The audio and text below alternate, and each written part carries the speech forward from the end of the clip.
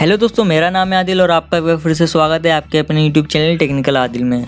दोस्तों, क्या आप मिड रेंज से थोड़ा से ऊपर उठकर एक स्मार्टफोन खरीदना चाहते हैं तो आज की इस वीडियो में हम आपको 25,000 रुपये से कम कीमत के उन 5 स्मार्टफोन के बारे में बताने जा रहे हैं जो कई बेहतरीन फीचर्स से भरपूर होने के अलावा शानदार कैमरा क्वालिटी के साथ आते हैं जो आपके दिल में जगह बना सकते हैं। तो आइए जानते हैं उन 5 स्मार्टफोन के बारे में। चलिएगा इस वीडियो को स्टार्ट करते हैं।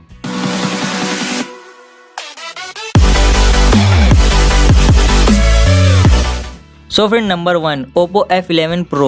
Oppo का ये स्मार्टफोन 6GB रैम और 64GB की इंटरनल मेमोरी के साथ आता है। अभी ये स्मार्टफोन 24,990 रुपये में मिल रहा है। इस फोन की सबसे बड़ी खासियत 16 मेगापिक्सल के साथ इसका राइजिंग सेल्फी कैमरा है जो इसे अट्रैक्टिव बनाता है। इसके अलावा इस फोन में 48 मेगापिक्सल का और 5 मेगापिक्सल के साथ डुअल रियल कैमरा भी दिया गया है।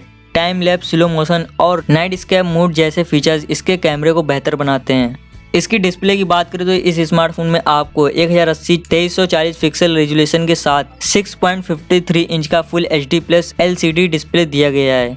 ओप्पो के इस फोन में 4000 mAh की बैटरी दी गई है जो वो 3.0 फास्ट चार्जिंग को सपोर्ट करती है। Oppo F11 Pro smartphone Android 9.0 पाई पर आधारित कलर OS 6.0 पर चलता है। इसमें MediaTek Helio P70 प्रोसेसर भी दिया गया है जो इस स्मार्टफोन को शानदार बनाता है। फोटोग्राफी के शौकीनों से लेकर गेम खेलने और वीडियो देखना पसंद करने वालों की उम्मीदों पर यह स्मार्टफोन खरा उतरेगा। Oppo F11 को आप डिस्क्रिप्शन में दिए गए लिंक से चेक कर सकते हैं। नंबर 2 होनर प्ले स्मार्टफोन में 6.3 इंच का full HD plus IPS LCD display दिया गया है और इसका रेजोल्यूशन 1080 2340 पिक्सल है। स्पीड और मल्टीटास्किंग के लिए इस स्मार्टफोन में हाई सिलिकॉन क्रीन 970 प्रोसेसर का इस्तेमाल हुआ है। इस फोन में डुअल रियल कैमरा दिया गया है जिसमें 16 प्लस 2 मेगापिक्सल का कैमरा दिया गया है। इस फोन में 3750 mAh की बैटरी दी गई है। 6GB रैम और 64GB इंटरनल मेमोरी के साथ आने वाले इस स्मार्टफोन की कीमत 16,999 रुपये है। होनर प्ले की डिज़ाइन इसे अच्छा लुक देती है लेकिन औसत कैमरा क्वालिटी के लिए ये लोगों को प्रभावित नहीं करता है।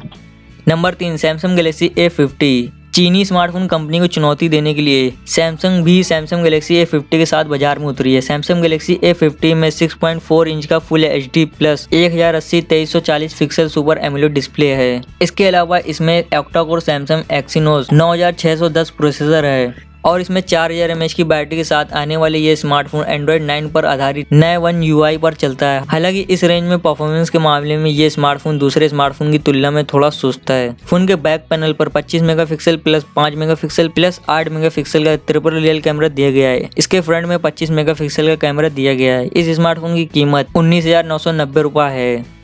Number 4 Poco F1। इस स्मार्टफोन की सबसे बड़ी खासियत है कि इसमें स्नैपड्रैगन 845 प्रोसेसर दिया गया है। इसमें 6.18 इंच का फुल HD डिस्प्ले दिया गया है। पावर के लिए इसमें 4000 mAh की बैटरी दी गई है जो क्विक चार्जिंग सपोर्ट करती है। ये फोन एंड्रॉइड के 8.1 ओरियो पर चलता है। फोन के फ्रंट में 20 मेगापिक्सल का हाई रेजोल्यूशन कैमरा दिया गया है और 12 प्लस 5 मेगापिक्सल का रियल कैमरा दिया गया है। इस फोन में फीचर्स की भरमार तो है लेकिन जब बात क्वालिटी की आती है तो ये स्मार्टफोन कहीं ना कहीं मार खा जाता है। ये स्मार्टफोन 6GB रैम और 64GB इंटरनल मेमोरी के साथ आता है और पोको F1 की शुरुआती कीमत 20,999 रुपये है।